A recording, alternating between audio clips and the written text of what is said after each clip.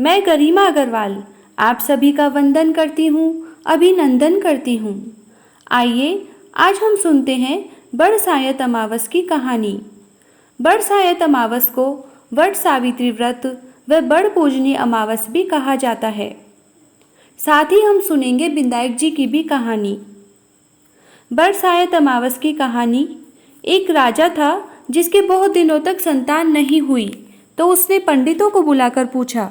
जब पंडित बोले कि संतान तो आपके एक कन्या लिखी है, पर 12 वर्ष की होगी उस दिन विधवा हो जाएगी, लड़की ही हो जाएगी, निपुता नाम तो नहीं पड़ेगा।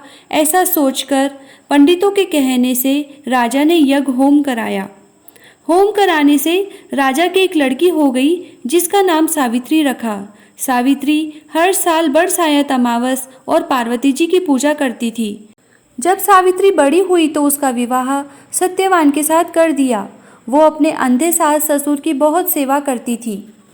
सावित्री को मालूम था कि जिस दिन वह 12 वर्ष की होएगी उस दिन उसके पति की मृत्यु हो जाएगी।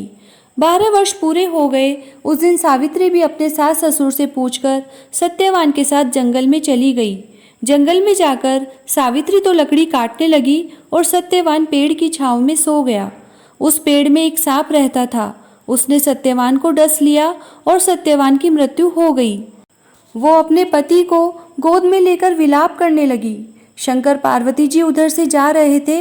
उनके पांव पकड़कर सावित्री बोली कि मेरे पति को जिंदा कर दो। शंकर पार्वती जी बोले कि आज बरसायत अमावस है, सो तू बड़ की पूजा करेगी तो तेरा पति जी जाएगा। बाद में उसने बड़े प्रेम से बड़ की पूजा की और पत्तों के गहने पहन लिए। गहने हीरे मोती के हो गए। धर्मराज आकर उसके पति को ले जाने लगे तो उसने उनके पैर पकड़ लिए। जब धर्मराज जी बोले कि वरदान मांगो, तब सावित्री ने 3 वरदान मांगे कि मेरे सास ससुर को आंखें मिल जाए, मेरे माता पिता के पुत्र हो जाए और मेरे सत्यवान से 100 पुत्र होएं। धर्मराज ने उसे ये वरदान दे दिए और सत्यवान को ले जाने लगे। सावित्री बोली कि आप मेरे पति को ही ले जाओगे तो मेरे पुत्र कैसे होंगे। धर्मराज बोले कि तेरे सुहाग तो नहीं था, परंतु बरसायत अमावस और पार्वती की पूजा करने से हो गया है। हे भगवान, बरसायत अमावस उसको सुहाग दिया, वैसा सबको देना।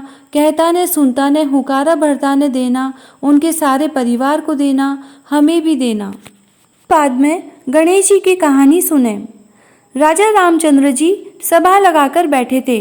5 पान का बिड़ला डाला। रामचंद्र जी बोले कि जो तीनों लोक की परिक्रमा लगाएगा वो ही इस बिड़ले को खाएगा। सभी देवी देवता उठकर परिक्रमा लगाने चले गए और गणेश जी महाराज राम जी की 3 परिक्रमा लगाकर वो बिड़ला खा गए। रामचंद्र जी बोले, गणेश जी आपने यह क्या करा? तो गणेश जी बोले, प्रभु जहाँ आप है वही तीनों लोक है, 3 लोक क्या आपसे अलग है? राम जी बोले, गणेश जी आपकी बुद्धि के आगे तो हम भी हार मानते हैं। कहानी के तो बाद में और शादी के पहले जो आपको नहीं मनाएगा उसके रिद्धि सिद्धि नहीं होगी। 2 रोटी गुड़ की डली, गणेशी पजोवे मन की रली।